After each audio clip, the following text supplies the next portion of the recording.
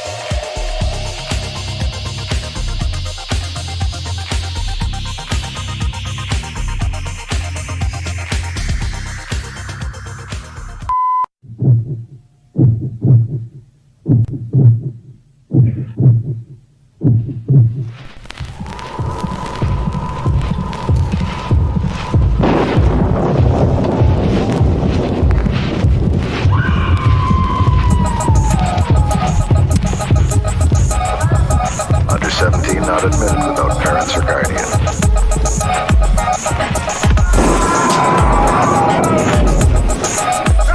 Under 17 not admitted without parents or guardian.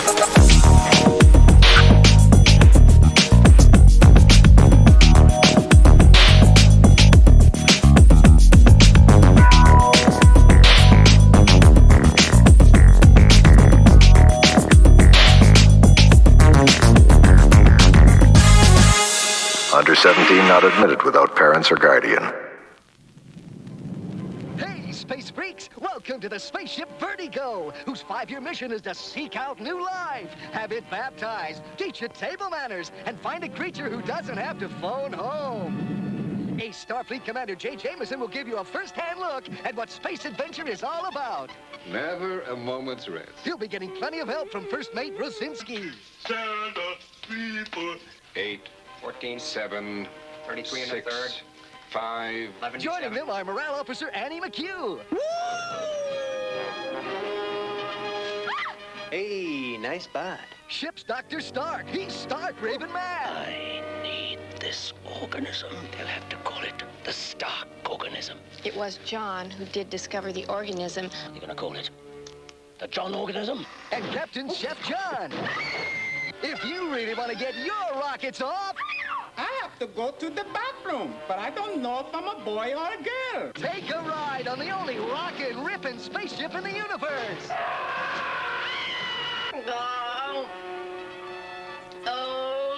Find out what 9 out of 10 alien creatures want for dessert. I want to eat your face. We don't want this piece of snot on board our spaceship. It could just be so yummy. I'd like to have your face in my tummy. This creature means no harm.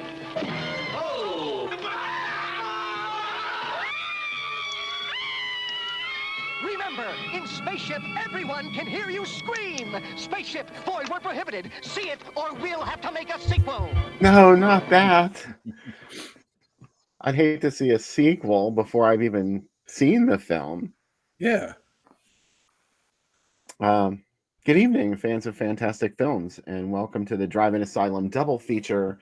And we've got a space duo tonight for you, Spaceship and Dark Star, suggested by our very special guest host, AC Nicholas. Welcome, AC.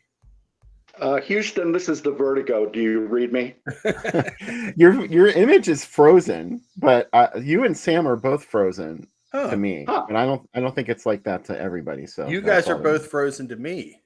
Oh, so we're frozen together. Anyway, look at me. I'm an astronaut. It's beautiful, and I love that you cosplay like Diana the Mail Girl. I'm Darcy the Mail Girl. Yes, exactly.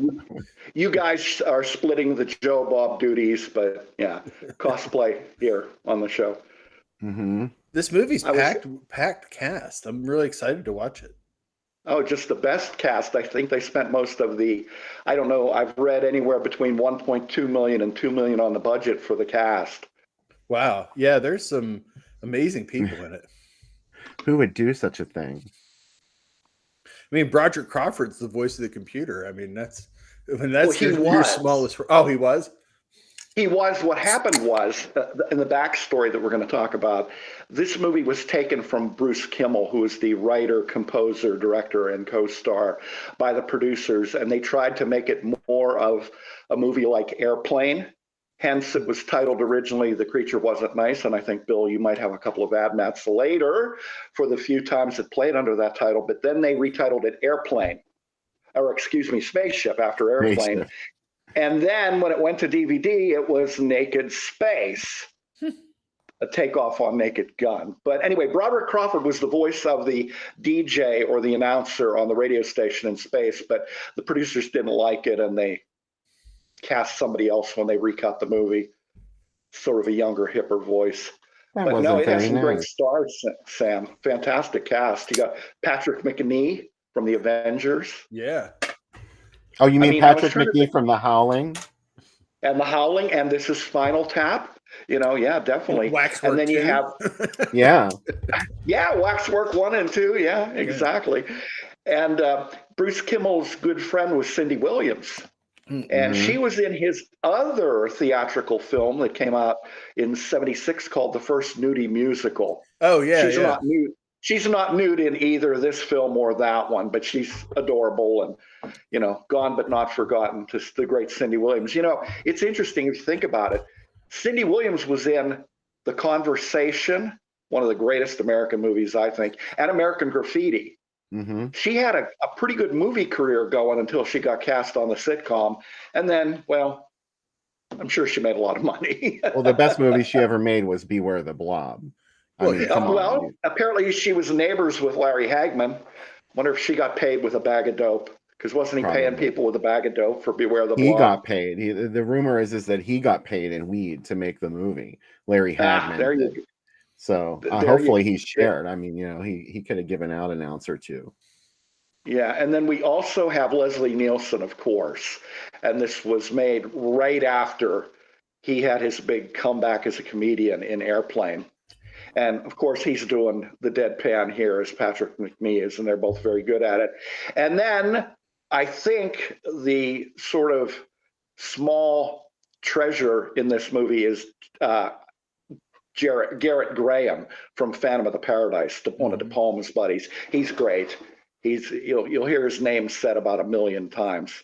I love him just as much as I like Mark Blankfield, who I can't distinguish him from usually. Yeah, Mark Blankfield was really good in what was the movie where he was Dr. Jekyll, the comedy? Oh, the Canon one, the Dr. Jekyll.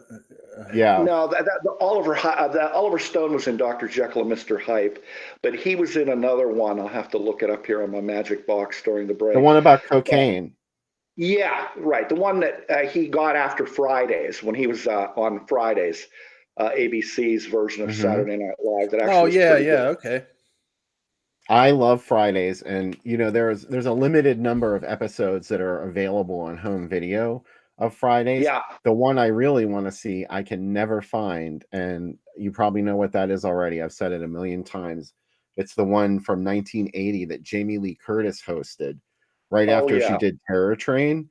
Yeah. And it was, I recorded it on audio tape because, of course, who had a VCR except super rich people in 1980? And but I used to listen to it all the time. I really want that so bad. It was hilarious. At least to 10-year-old me, it was. Yeah, that was hilarious. And I remember they did a really great spoof of Dress to Kill. And Brian De Palma was really pissed off because they did it like a trailer. And the announcer was, every couple of years, Brian De Palma digs up the bones of a great dead director and gives his wife a job or something like that. Oh, boy. Yeah, he didn't think it was that funny. I thought it was funny. But there's actually a Dress to Kill moment in this movie, too, which you guys can look out for, because this is really a spoof of Alien and a lot of cheesy 1950s, because Alien was basically a reimagining of It, the Terror from Beyond Space, a 1950s sci-fi monster movie. Yeah. And Planet of the Vampires. And Planet of the Vampires, exactly. I've turned all blue here for some reason. I like it. Know why. You know that's what I'm all about. I don't know why you're trying. I know all the mood lighting. I'm in blue tonight. It's my space jumpsuit and all that. I'm going to refresh this browser, so if I blink out, that's why. Don't be alarmed. Okay. I'm just going to try and unfreeze you guys because it's disconcerting. Yeah, being frozen would be disconcerting. Go ahead. You guys can keep talking. Oh, all right. Oh. Hey. Go ahead, Sam. Please keep talking. No. Garrett Graham also has some roles that I didn't remember him in being. He was the voice of the critic on the cartoon The Critic. He was the critic's dad. And he almost was Odo on Star Trek The Next Generation before Renee Auberjonois got the part. Yeah, he's really funny, I think. He's great in every part. There's an Eyes of Laura Mars connection. Yes, yeah. But he's great in it, and Nielsen's deadpan. McNee's funny. Cindy Williams is great. And, of course, Kimmel, it's his movie. I mean, it's his baby. And that guy's had an interesting career. My goodness, I was looking online about Bruce Kimmel's life. I mean, he did the first nudie musical. He did this one. He directed a couple of things for TV. He was on an episode of Laverne and Shirley, I guess, after he and Cindy made the first nudie musical. And he was on The Partridge Family and The Happy Days and movies like The Apple Dumpling Gang, Racket, and one of my favorites that nobody remembers, Buck Henry's First Family. Do you guys remember that movie? Yeah. But the movie was a total flop for Warner Brothers. I think it was Warner's. They didn't even release it outside the United States because it had Gilda Radner and Bob Newhart in it. And a lot of people didn't think it was funny, kind of like this movie. A lot of people don't think it's funny, but I do. I think it's pretty funny. So then after that, he went on, did some stuff for HBO, some documentaries, but most importantly, a lot of theater stuff, including producing hundreds of CDs and albums of standards and Broadway shows, and even sang on 2 albums under the name Guy Haynes. You know who Guy Haynes was? Mm-mm. Wasn't that Farley Granger's character in Strangers on a Train? Oh yeah. Oh, I That's think it the name was. is so familiar. I've seen that. Yeah, somewhere. and he wrote 25 books and 2 memoirs. And he blogs every day. So I don't know where this guy gets the time. It's like you two. You guys. Well, he wrote The Faculty too, the Robert Yeah. Rodriguez movie, which is crazy. Like I never realized he wrote that. Yeah, he's a talent. The guy's got a wide, diverse range of things that he did in his career. And the special effects in this movie were done by Magic Lantern, which was the company that did the special effects for the Jews in Space sequence in Mel Brooks's History of the World Part 1, which that's great. And production design was done by Lee Cole, who also did Star Trek the Motion Picture. So, some fairly good people working here. The money was provided by a guy from World Northel Films. And I'm thinking about World Northel this week, Sam, because on your website, you're reviewing a lot of martial arts films, Shaw Brothers films. And World Northel, if you were anybody in the 1980s and you were watching the USA Network on Saturdays, Kung Fu Theater, right? Oh, yeah. They were all World Northel films because they imported just tons and tons of Kung Fu films. They did some horror films too. They did House by the Cemetery was actually the World Northel guy, Al Schwartz, with another guy named Mike Landis. So it was Al and Mike. They made All Me films, and All Me released House by the Cemetery and The Unseen and the one with John Saxon, Cannibals in the Streets. Oh yeah. What's the name of that one? It was filmed in Atlanta. Cannibal Apocalypse. It was filmed in Atlanta. So they gave them the money for this. Like I said, it was somewhere between 1.2 and 2 million, and it's deliberately cheap looking. I mean, Bruce Kimmel. Doesn't everybody say that though? Like if you have a cheap movie, you can say, "Well, we made it cheap looking on purpose." Yeah, well, but That's he does make it cheap looking on purpose, and you'll see why. I'm not going to give it away, but the money went for the cast clearly, who appear to be having a really good time, which I can only imagine. This was a lot of fun. This was a lot of fun to film, and comedy is not for everybody. Everybody has individual tastes on their comedy. I kind of find this to be kind of funny. Our second movie tonight I find to be really funny because it's John Carpenter's first film. But I think this will be a good lead in and a good segue to John Carpenter's Horror film. comedy is hard for people. Sorry, I mean to catch up. No, go ahead. Horror comedy is hard because even movies like Pandemonium that I like, people don't like. Do you know what I mean? And it's always it's subjective. Yeah, or Student Bodies with the horse head bookends. I think that's just hilarious, but a lot of people just don't get it, and I understand that. And this one does not have the rat-a-tat-tat joke every 10 seconds of Airplane or the Naked Gun series, and I think that was kind of a thing that a lot of people wanted. They thought they were getting and they didn't get. They thought they were getting the Abrams and Zucker brothers kind of. Yeah, the Zaz combination. Like if so many people fails 5 seconds later, another one will come along. There's very few movies that can hold up like Kentucky Fried Movie and Airplane of like nonstop jokes like those. And like you think it's funny because I always think, wow, like there's so many jokes. There's a lot that don't hit, but like you said, it's so fast. And then you remember the ones that really work. When I was a kid, the scene where they ask the air traffic controller on an airplane, "What do you make of this?" And he goes, "You can make a bird, a pterodactyl." And that goes to like all the different stuff that he says. I laugh. We didn't have VCRs. So I'm like, I can't wait till that's on again. Go back and see just that part again. Yeah, and the one that always makes me laugh was where they asked Johnny, could you start at the beginning? And he says, "Well, there were the dinosaurs, and then the dinosaurs died and turned into oil, and the Arabs took all the oil." It's wild when you watch 0 Hour, the movie that it's based on, because it is the same plot. Yeah, like it's And it almost becomes funny when it was never intended to be funny. It's something else. Yeah, you can't watch 0 Hour with a straight face because it's the pilot who had shell shock in the war and he can't touch the controls of the plane. Yeah. Well, it's the other weird rumor was that the South Park guys were supposed to have bought the script for The Day After Tomorrow and make it as Team America. And the writers of it were like, no, you can't make fun of our movie like that. So they had to come up with their own script. But when you go back and watch The Day After Tomorrow, you're like, oh, I could totally see this as their puppet movie, over the top puppet movie.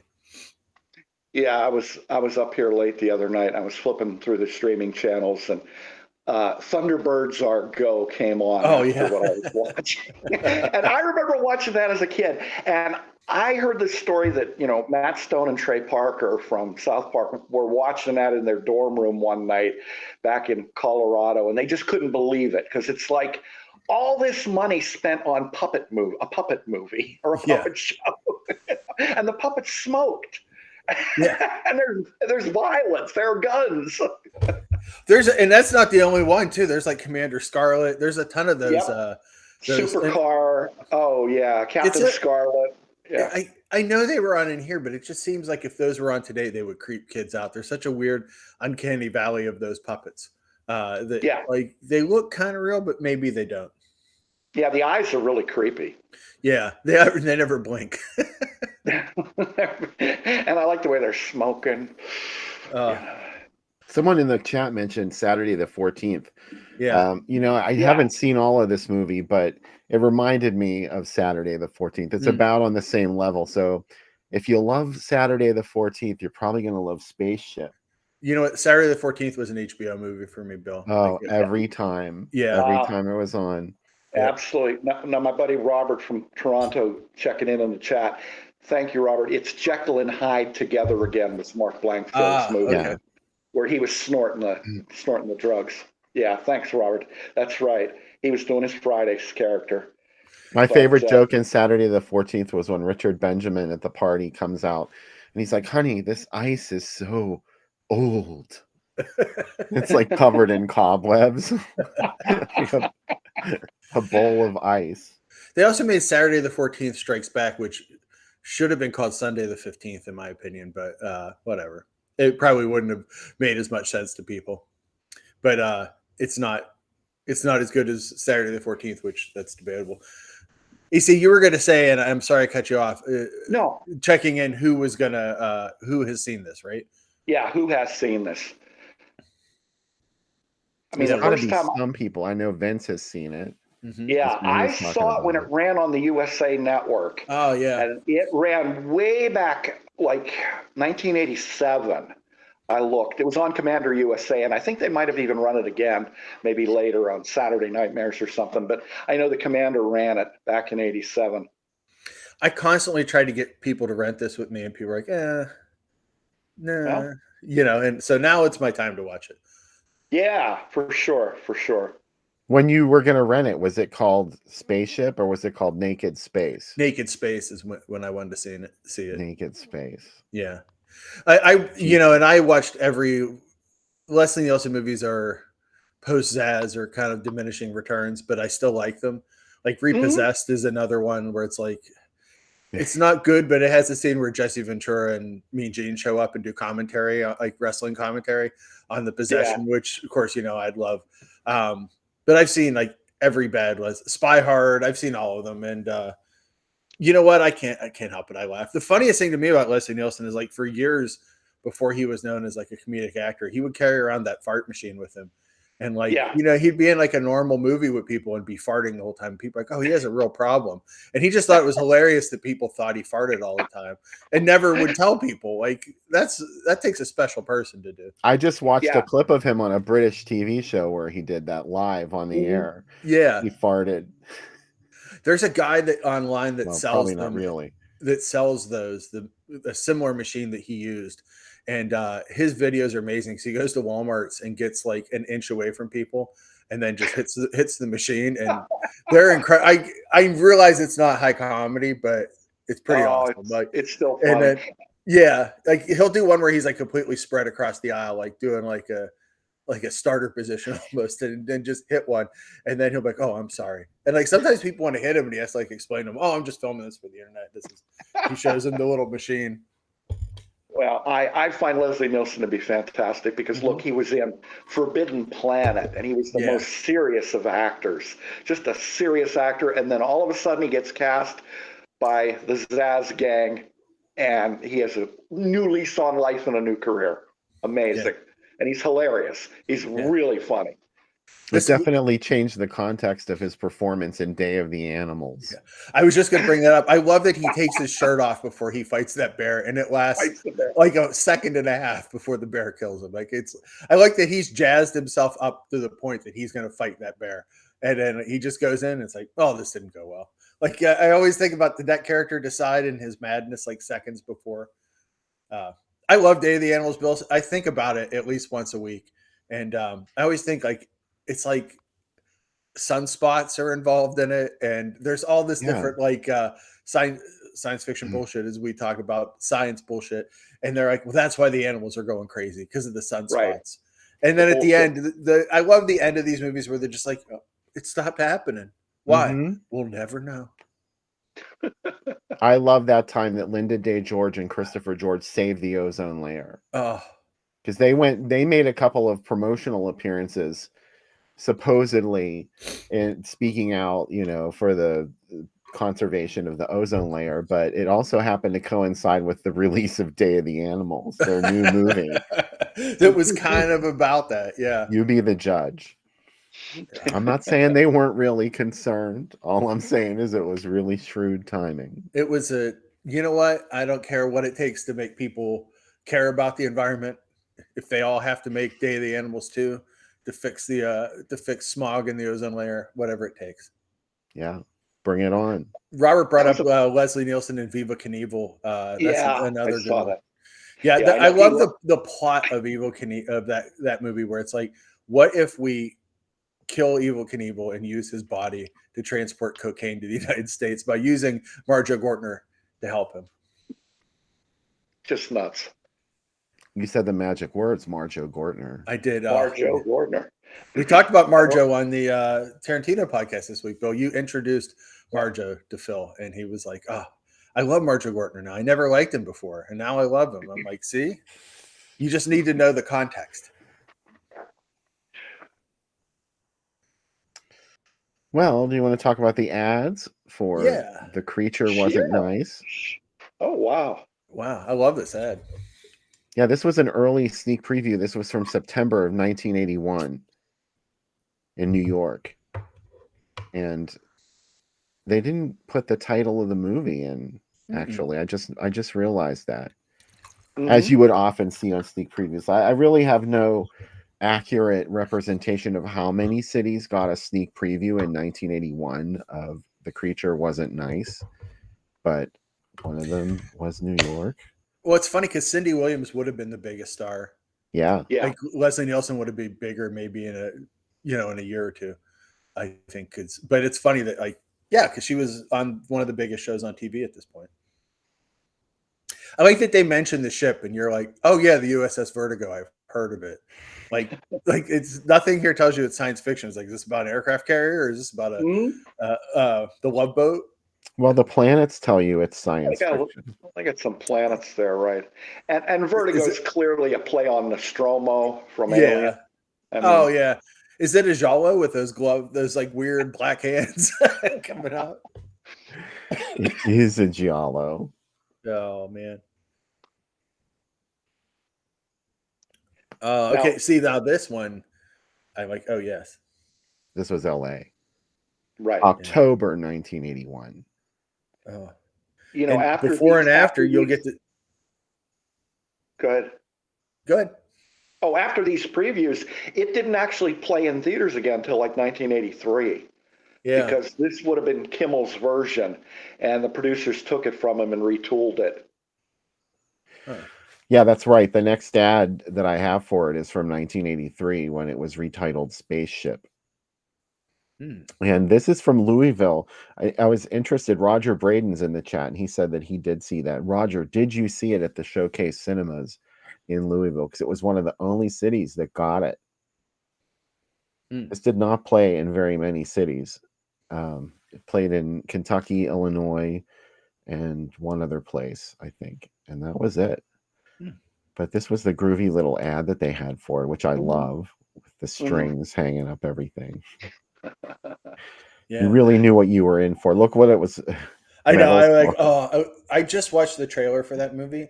The trailer is so great because it sets up like all these different characters that are going to be in it, and they're only in it for seconds. They're not in it that long. But wow, like what a great. How long was Greedo in Star Wars? I know, right? And I had his toy, and he had many adventures past his death, post death. Greedo was involved, like came back, and he was killed many times. Aha! He did see it theatrically. Wow. In Louisville. You know who else is in Metal Storm? You didn't know how lucky you were at the time. What's her name from the Brat Pack is in Metal Storm? Molly Ringwald. Molly Ringwald, yeah. It's an early Molly Ringwald role. I like that you have to say the full title. Metal Storm, The Destruction of Jared Sin in 3D. Yeah, so if you're saying it in conversation, you just can't say it. You're like, oh, God, I'm so tired. Have you seen Metal Storm, The Destruction of Jared Sin in 3D? And like, yes, I have seen Metal Storm, The Destruction of Jared Sin in 3D. It also gives away the ending. Yeah, Jared Sin gets killed. That's the ending. Yeah. You better hurry up and see it. Kind of like John dies at the end, right? Yeah, exactly. It ends tonight, and it ain't coming back for another week. So you better hurry out to see it. Yeah, wow. Yeah, Roger saw it in the theater. That's amazing. I didn't think we'd have anybody on the chat who'd seen it in a theater.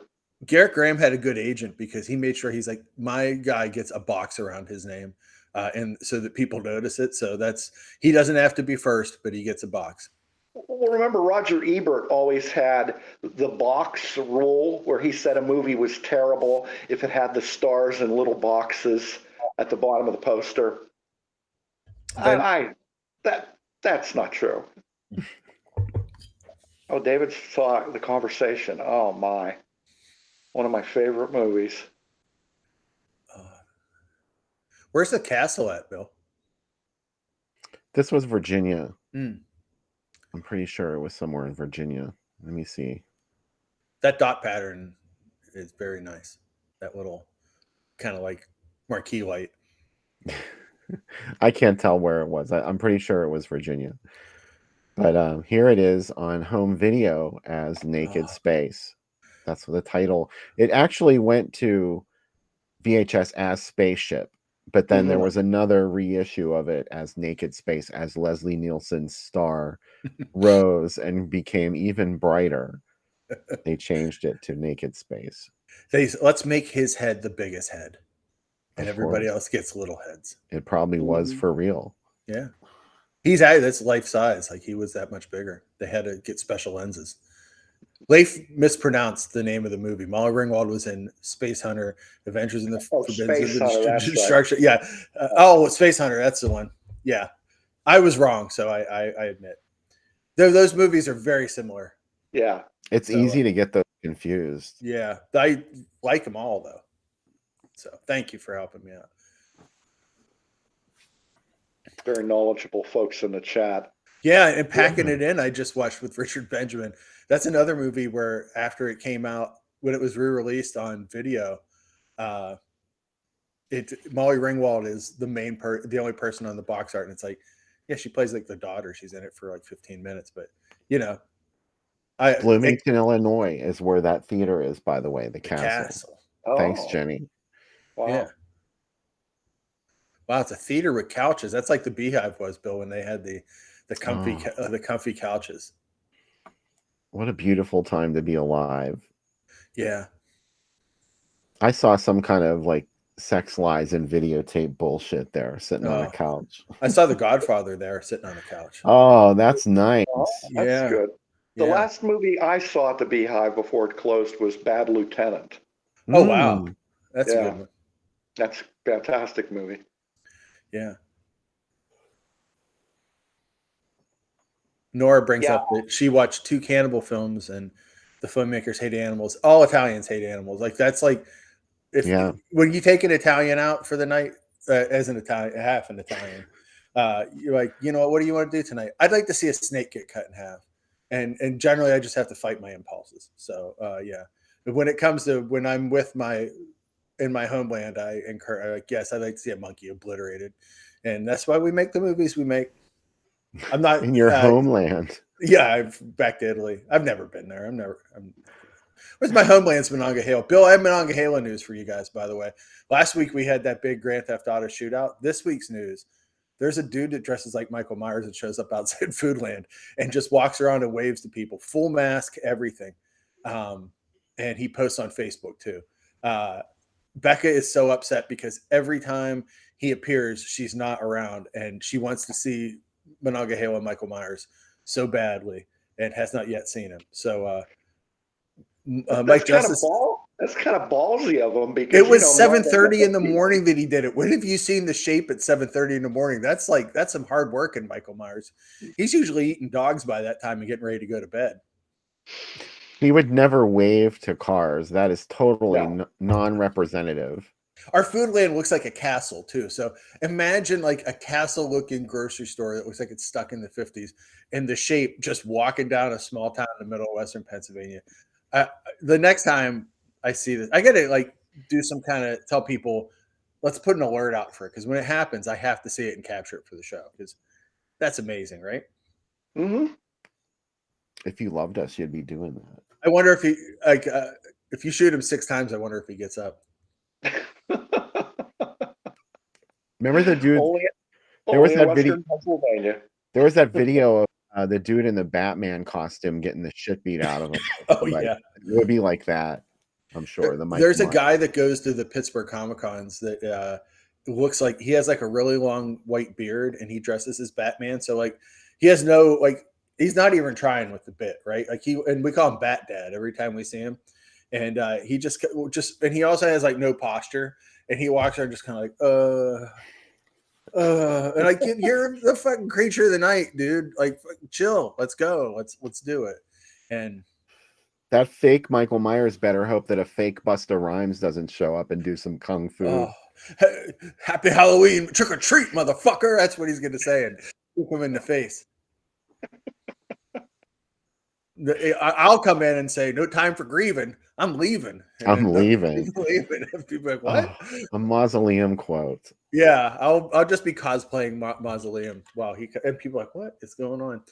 I really think that that's a commitment to a bit, because one, it's August. I'd like to bring up again, yes, I do live in a pumpkin patch. You can see it behind me. Still August, not Halloween. And Michael Myers is walking down the street, and yeah, David said that Michael Myers that waves at people is not The Shape. He's more like the square. Exactly. Like, do you see we saw a new Halloween shirt at Walmart last night that even Becca hated. Like, it was like multiple colors, and they try to make like a realistic face of Halloween too, but it's like real gaudy. And she's like, look how horrible this is. And she like could not stop yelling about it. It was amazing. I should have filmed this for the show. She was very upset. So there's a new Target one too. All the Halloween stuff's starting to leak out, Bill. It's very exciting. This is a big time of the year for us. And my family was in a spirit shop today, and they have a lot of Killer Clowns from Outer Space stuff again this year. Remember when no one remembered that movie? Like suddenly, like over the last couple of years, people were like, "Oh yeah." Mm-hmm. David bought the Halloween 2 shirt today. Wow. Oh, you're going to have to take a picture wearing it and send it to us. Becca has literally a closet full of Halloween 2 shirts. Like, I think she has like 40 different Halloween shirts now. She bought another one yesterday. It was the Many Moods of Michael Myers that she got at Target. And it's actually a nice one. I wonder though, Bill, it's weird when you see the merch for Halloween stuff. It's either Halloween 2 or 5. No other movies in mass retail. Like, was it cheaper to get the Halloween 2 rights and say, well, it's Halloween 2, get it? And then they're like, oh, well, that'll definitely make, the slasher lunatics buy it. Who knows? Yeah, I'm buying it, Commercialism. Yeah. I remember when Halloween came out, it was not a franchise. It was a scary as fuck movie that you went to see. The entire audience screamed and levitated while it was playing on the screen. And now it's like in Walmart. I know. Go over to Fright Rags. They have a lot of Halloween 3 Season of the Witch merch. Yeah.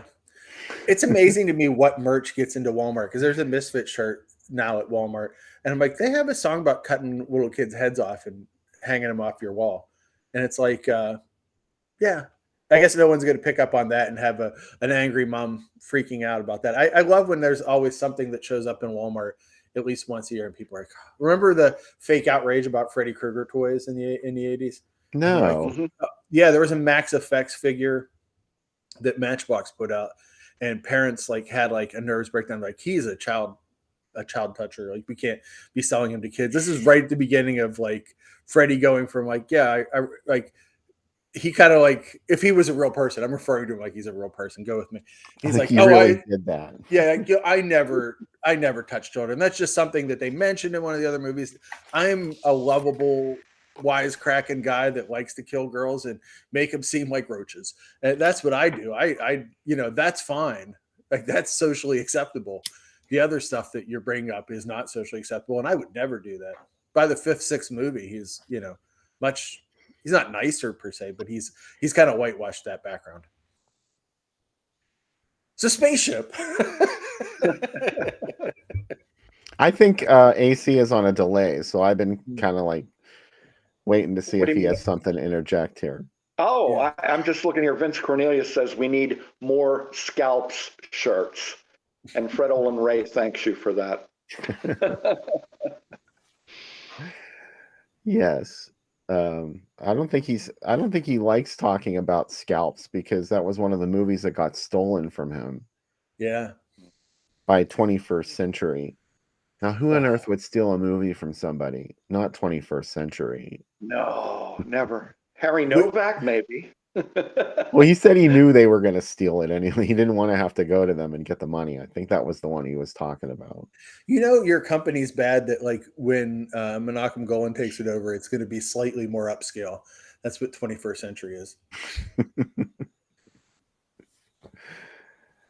But, you know, we talk about them like they were something wonderful, like Hallmark releasing 21st Century, MPM.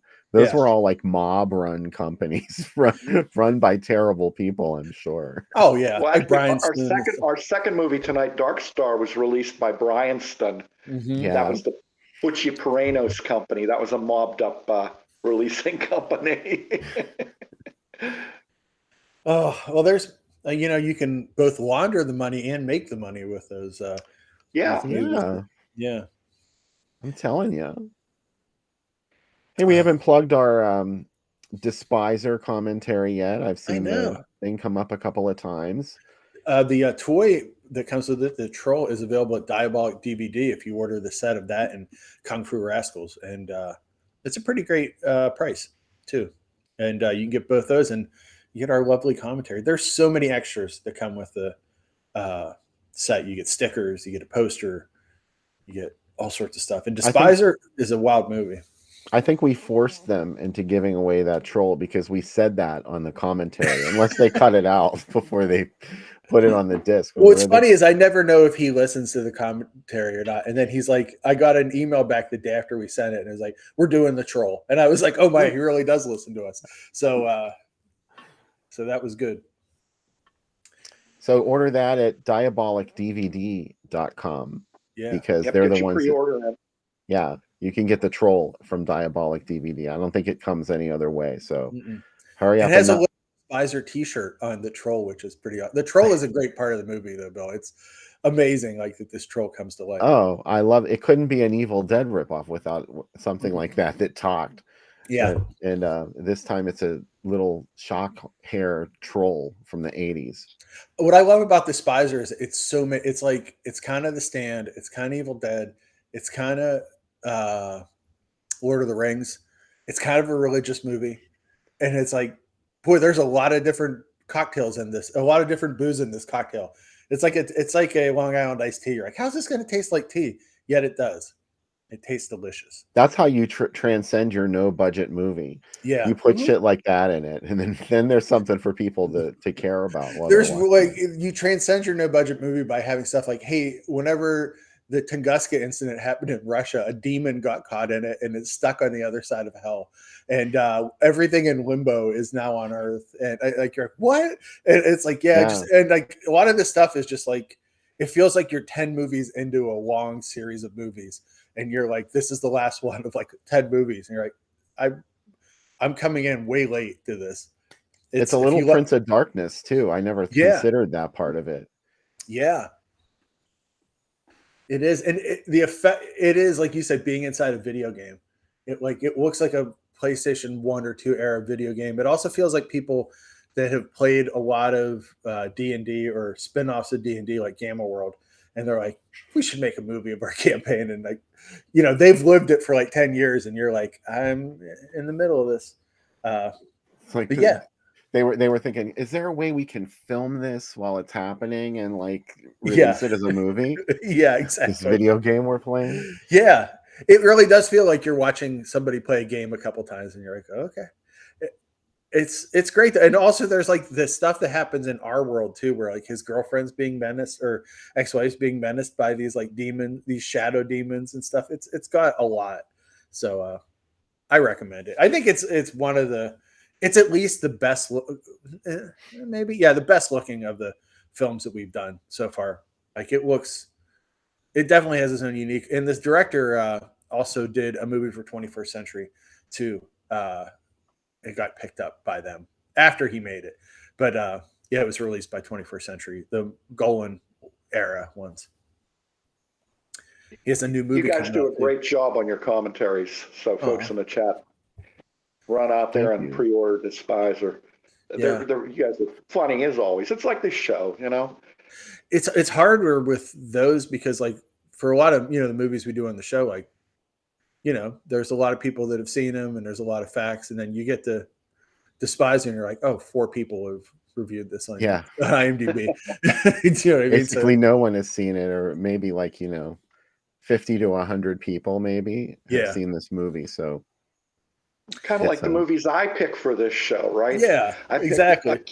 I picked the Kirlian Witness and this one, and you know, I love the Kirlian Witness though. So I know that played CBS late movie. I mean, it got seen. It did. Some folks, yeah. We try to plug these obscure things that people haven't seen before because, you know, everybody has seen all the big ones, you know, the cult films. Although, Sam, I have to admit, I was enjoying your reviews of the Of Her Flesh series this week on your site, which is one of my favorites. I think I talk about that every time I'm on here. Oh, I had never seen them before, and they start crazy, right? The first one's crazy. And then progressively, it's like, oh, he's nuts. Like Michael Finley was, I really think he was supposedly abused by priests and stuff when he was younger. I know he's working out a lot of the stuff in this movie, but by the third movie, Bill, there is a scene. I don't know if you haven't seen it. Have you, Bill? No. Okay. This isn't a huge spoiler, but it's a spoiler. He has become so evil that even his sperm is acidic to people. So he kills a girl by having sex with her. And he's like, take it, sucker. And like, you're like, what? Like that's how evil he is. Yeah. My poison sperm will take care of you. Yeah. I must kill all the Jezebels for all mankind. Yeah. He suddenly, like in the first movie, you're like, I feel bad. His wife cheated on him. He ran out in the street and he got hit by a car and his eye popped out. Like, okay, I feel bad for him. By like the third movie, he's like become like a Giallo villain that like has all sorts of weapons and stuff. And then the tables get turned on him. It's crazy. And like there's a machete fight and he screams, I'm gonna slice you in half like a block of cheese. And you're like, wow. But it's shot really well too, though. It looks like a noir movie. Beautiful. Yeah, like Roberta really shot it well. They start and end on this snowy beach. Like it's amazing some of the stuff that happens. The credit sequences are amazing. The one credit sequence has the credits on a naked woman's body, and another has them written on a bathroom wall, and you can hear guys using the urinals. Yeah. Well, that's Roberta's body too in the first one that it's projected onto. Mm-hmm. And then the other kill in the third one is like he kills a girl with a torch inside a car, like an acetylene torch, and then he puts her in a sleeping bag, covers it with gasoline, and then sets it on fire. And you're like, while he's screaming the whole time and yelling stuff at her, and you're like, I'm watching a movie by and for maniacs. Like I can't even imagine when those played in grindhouses. Like there's there is some like, he'll like intersperse scenes of girls dancing. You're like, oh, well, that's why guys are going to see this. And like, I don't know if they're going to see this for people getting set on fire, but there's something else. Like and they're like James Bond movies too, because at the end it says Richard Jennings will return in Curse of Her Flesh or whatever. They're a slasher too, because Richard gets killed in the first one, and when you get to the second one, like, oh, he's better. Also, Bill, he has an eye patch and he can just take it off whenever he wants. Oh, he has a wheelchair too. He's like Guy Caballero, the late Joe Flaherty on SCTV. That either doctor doesn't need, depending on the circumstance. He also gets a German accent in the third movie when he's a doctor. Yeah, Bill, they're great. A singular vision of just highly recommended, absolute insanity. There's a Vinegar Syndrome triple set, and it's wow, totally worth it. So, all right, we got to do the cocktail. Let's do it. All right. You ready? Oh, I'm used to hearing like the boop little noise. Tell me that I'm doing it. Oh. I'm tired. Hey, rocket ship for the creature that wasn't nice, spaceship, or whatever we want to call it. Wad of booze. 2 ounces of high proof rum. We're going with the Cruzan hurricane proof. We got 2 ounces of Coco Lopez or Coco Real, whatever one you want to use. Coco Be Real. Coco Be Real. Yep. And then we got 2 ounces of pineapple juice, an ounce of amaretto, a dash of bitters. Did you already put the dash in? No. Oh, cool. Then we'll do it at the end. And then a maraschino cherry for luck. We're going to space in this rocket ship. Here we go. Oh, get the boosters ready. The countdown has begun. Now, you want to make sure that the O-rings are sealed and the blast bay doors are closed before you shake it. Before you go out into space. Imagine that there's no gravity at this point. Well, there's gravity. There we go.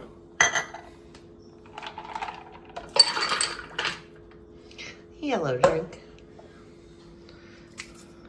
That almost ended badly. No, it didn't. I'm like Brian Brown. I'm going to kill myself. At the end of Cocktail. Come on. That's a spoiler for Cocktail if you haven't seen it. I got paint in my lungs. There we go. Painting all day. Well, that sounds good. That's professional. Anyway, Pazuzu to everybody. Here's the rocket ship. Let's fly it out. That is wonderful. That is exactly what it should be. Now I can't wait to watch this movie. Susie.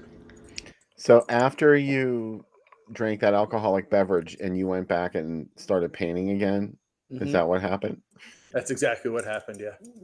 No, we had already finished by that point. It's really good, Sam. Thank you. you. Awesome.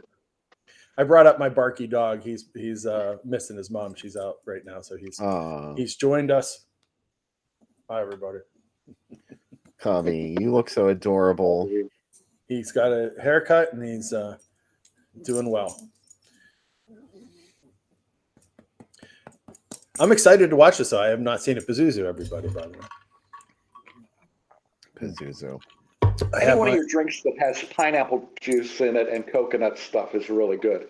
That's both of them this week. Yeah, I went. I know. Yeah, I was trying to get like a theme for them this week. The second drink, by the way, is amazing. I drank it all. It is. And I tried one already. It's great. It has Jägermeister in it. Yeah. Fantastic. Yeah. I was trying to sell Becca on trying a sip of it. I said, it has 56 botanicals. And she's like, all those botanicals taste like shit. And I said, okay.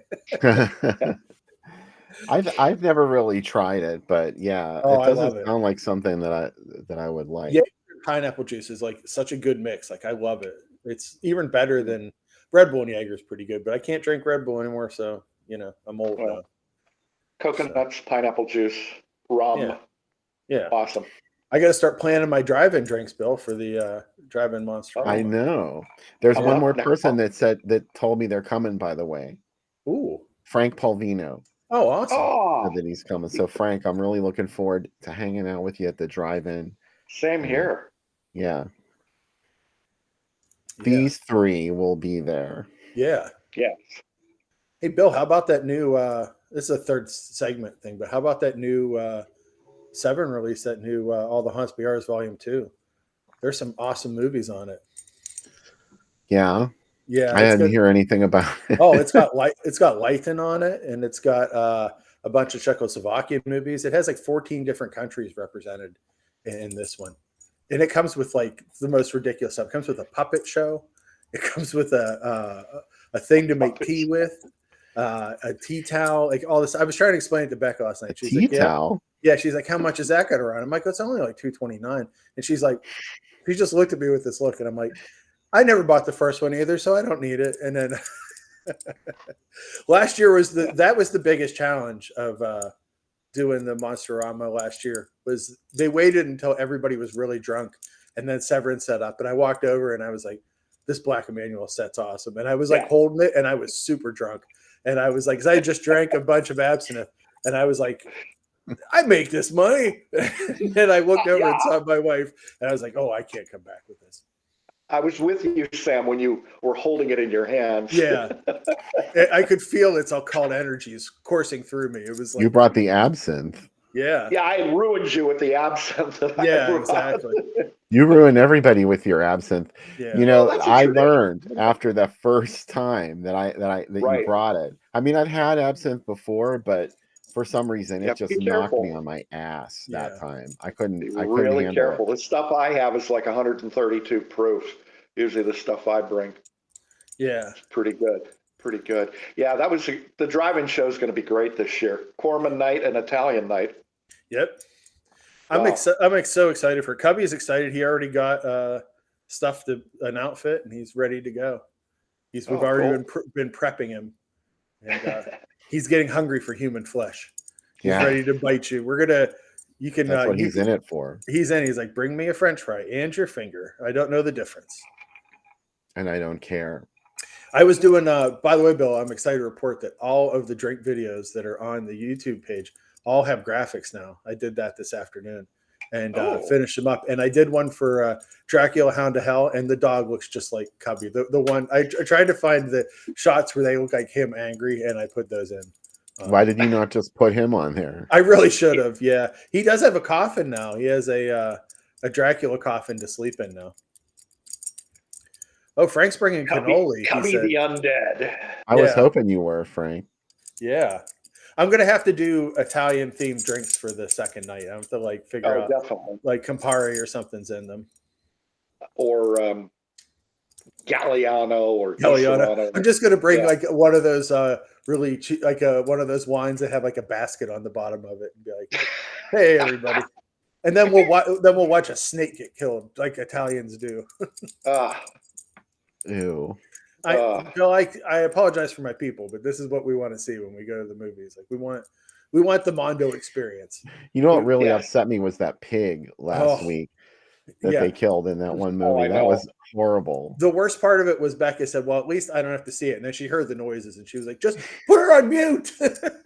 Yeah, it was terrible. I honestly don't know who wants to see that when they go to the movies. But that's really what a lot of the Mondos are. It's just like, what if we could see a whole movie of that? And it's like, do we need to? It was provocative. Oh, here's something else I wanted to plug. Oh, yeah. The new release of Hollywood 90028, a.k.a. the Hollywood Hillside Strangler. It's the new Grindhouse releasing disc, and it's in a 2,000-unit limited edition. There's only a couple hundred left, and I don't even know how many are left now. So go get it. GrindhouseReleasing.com. It's an amazing restoration of a nearly forgotten movie, aka Twisted Throats. That's my favorite name for it. Yeah, those of you who went to seedy movies in the early 80s might have seen it as Twisted Throats. And it's, of course, Grindhouse Releasing put out the release of the year last year, which was Impulse. Their fantastic restoration of Impulse. I was on that one, and I'm on this one too. One of my ad galleries. So and they're also providing the version of the Beyond. The Beyond for the drive-in too. That's right. So that's pretty exciting. So there's a lot of all new versions of stuff, restorations playing at the drive. Yeah, Opera is going to be the big one. Yeah. Mm-hmm. So I'm super excited to see Opera. on the drive-in screen. I think that's the movie I'm most excited about. Either that or Blade in the Dark, because I've fallen in love with that movie after we showed it on the show. Like I liked it before, but like I really like it now. Like, and I think it's a really interesting movie. And you can't forget Cemetery Man. No, and Joe Bob just played that too. Yeah, Joe Bob just I ran noticed it. that. Yeah. The only thing is like Cemetery Man feels like almost like I like drive-in movies that you don't have to pay attention to, and do you need to pay too much attention to it? I don't know. But I'm excited to see it nonetheless. I think we've all seen it a bunch of times, so getting to see it again. Not me. I only saw it once and I hated it. Oh, wow. Oh. Will this be the time that you like it? Ironically, Mark loves this movie. Oh, wow. And he normally doesn't want to watch movies like this, but he loves Cemetery Man. In fact, he was the one who showed it to me right around the time we first met. Oh, wow. And I don't know. I just didn't like it. I thought it was stupid. Maybe you'll be converted this time, Bill. I was younger and way more cynical. Let's just say I hadn't started smoking weed yet. So. Oh, see. Hey, there's Mike's movie in the trailers too. Don't forget that it's up on YouTube. The Amber Ridge Massacre. Amber Ridge Massacre. The Rage of Shafrika captured on camera, sort of. I was telling Mike this week that this is the kind of short film that would have been a huge hit on Night Flight. Yeah. Because they showed a lot of student films and shorts that were really weird and strange. Yeah. I was writing this week about Hardware Wars, and I was remembering all the HBO shorts that ran, like Pork Lips Now, and the one with the guys riding the motorcycles that weren't there, and Arcade Attack, and a few of these other ones. And it's like, what a time, because like you had no idea when those were on. There was no planning of when these things aired. I just remember yelling for everybody in the house to come running to see Hardware Wars every time that was on. If you told me when I was 8, like, hey, someday you'll own Hardware Wars, you can watch it whenever you want. I'm like, oh, what magical world! What a great world it would be. Yeah. Back in the days when HBO used to sign off for the night because they had a little sign off clip and everything. Yeah. Yeah. What was the Star Wars spoof where they recreated that scene with Princess Leia, and she's like, no, Alderaan is a peaceful planet, but instead it's a basketball. Oh, yeah. Monitor. She's like, no, basketball is a peaceful planet. What one was that? I don't remember. I think that's Hardware Wars. Is it? Yeah. My favorite thing about it is that Obi-Wan Kenobi's name is Augie Ben Doggy, which it makes me laugh. And the fact that Chewbacca is just a cookie monster dyed brown. Like it's one of the funniest things. Like it's just like it's got like a combination of like smarter stuff and dumb stuff. And when they finally go to the cantina, it's just a normal bar. There's no monsters or anything. It's just like a country western bar. And you see them, it's like a point of view shot of them walking in. It's on Tubi too, if you don't, but MVD just put out a really nice Blu-ray. And it's the first time that the director's been happy with the release, because when they did when the special editions of Star Wars came out, they went in and CGI'd out all the strings on the puppets and stuff in it, and they cleaned it up. And he's like, the whole point of it is it looks shitty. He's like, that's why I did it. He's like, it doesn't need a special edition. Don't clean it up. Yeah, he's like, please don't clean it up. And it's Ham Salad instead of Han Solo. Again, a great name for a character. It's got a lot of ridiculous stuff in it. So, and the guy who directed it has done like some amazing stuff. He was in Oingo Boingo when they first started, and he's like written a lot of songs for things. He's a lot of voices. He's the voice of the two pilots in Temple of Doom, when the ones that bail out and leave Indiana in the plane. Like he did that voiceover. He's the Rancor monster keeper in Return of the Jedi. So like he's gotten to actually be in some of the stuff. And he wrote the Snisoodles song that plays in Jedi when they're in Jabba's palace. Like he co-wrote that song. So like from doing Hardware Wars, he actually moved into doing the real movies. Amazing. Yeah. Those were the good old days though, when about 1978 or whenever it was, I think, or maybe 75, I first saw HBO. My grandparents had it in Johnstown, Pennsylvania, and they showed the same 6 movies, and they were only on the air for, I don't know, 5 hours, 6 hours a night, something like that. They were smart to get boxing though, because like that's what the The last couple, like Ali fights were on it, Sugar Ray Leonard fights were on it, and like that's why we got it, because my dad loved watching boxing with his brother, so they would like so. I would always sit. My dad would just get it for the fights and then quit it after like 2 or 3 months, and I would be like, "There's so much other stuff I want HBO for." And he goes, "What else is on there? It's just a bunch of movies." And I was like, "Yeah, I want to watch Biggles Adventures in Time every day for the rest of the week." Think back to how inexpensive cable was back then, even pay cable. Like, it wasn't even comparatively. Yeah. Like now, today, it's like a couple $100. That's my Verizon bill is $200 every month. Isn't it crazy that like you had to go in person and pay too? Like I remember so many times we'd have to drive over to the building and drop off money, and it's like today it's like I remember when you first could order pay-per-view movies, and it was like what? Like, you know what I mean? It was like mind blowing. Now that's everything. You know, it's like it's like that's old hat, baby. But back then it was a whole new world. We didn't get it in Elwood until 2020. No, like 2005 or so. Elwood City is a little behind times. We just got our first Dunkin' Donuts in Elwood, Bill. Ooh. Yeah, the big Monongahela news. Excited to report Sheetz is reopening September 5th. It's been closed the whole summer, and people have been gradually losing their minds.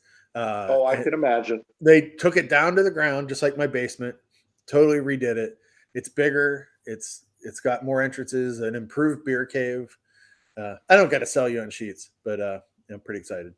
Yeah, for people who aren't in the Pennsylvania, West Virginia, North Carolina area where there are Sheetz stores, it's like the ultimate mini mart gas station. Yeah, they beat out Gecko because Gecko got bought by Circle K this week. So I saw that. What'd you say, Bill? It's our Wawa. Yeah, it's our Wawa. Yes. Yeah. Eastern part of the state's Wawa, west is Sheetz. Yeah. It's I mean, I won't lie, I go there when it's open, I go there every day. So well, the thing that's amazing is they have so many things. Yeah. And they're constantly changing the menu. Like they'll have wraps, they'll have pizza, they'll have weird breakfast sandwiches, they'll have boxes of stuff that you can buy for lunch, like they have cheese curds. I like cheese curds. Everything has a Z on it, so they're curds because they're from the streets. They're from the streets. Or Sheetz. Remember when they had the Sheetz pizza? They still got the Sheetz of pizza, yeah. Yeah, Sheetz pizza. Sheetz pizza. So everybody here is like up in arms because there's a Cohen opening up the street too. So they're like, "Do we need this many convenience stores?" Yeah, we do. And like someone wrote, "We need a Buc-ee's in Monongahela," and I'm like, where would they put it? Like, I could be amazing. The first northern one is in Monongahela. Bill, last night I was sending, Mike Justice made a movie about Monongahela in his youth. Yeah. I was making fake movie posters of it using AI yesterday. And I sent them to him, and he's like, "Oh, these are perfect. These are inspiring me to remake it." He's like, "We're ready to remake it." I did. Becca asked, "Did I tell him about our local Michael Myers?" Yeah, we need a name for him though, like Monongahela Myers or something. He needs a name, and I'm sure he talks too. Unlike the real Michael Myers, he probably talks. Well, he waves, so he must talk. But is he just waving? Is he have the opposite strategy of Michael, where he waves to kind of like, we also have a drugstore downtown that looks a lot like the drugstore from 4, where he gets his outfit back. So I don't want anything to do with him. Like, I think this is all a ruse to kill people, and I'm not going to get killed in broad daylight. A daylight Michael Myers. Come on. Link to tonight's first feature, Spaceship, is on Groovy Doom, the Facebook page, and it's on YouTube. There's 2 versions, so watch the one that I linked to because I thought it was a little bit better than the other one. And AC Nicholas, you'll be back on after with us on the second segment. Of course. We'll talk about Spaceship and other You're going all the way, aren't you? Oh, I'm going all the way. I always do. All right. We're going to hold you to it. We hope all of you will come back for the second segment. In the meantime, enjoy Spaceship, a.k.a. The Creature Wasn't Nice. Wasn't nice. Not at all.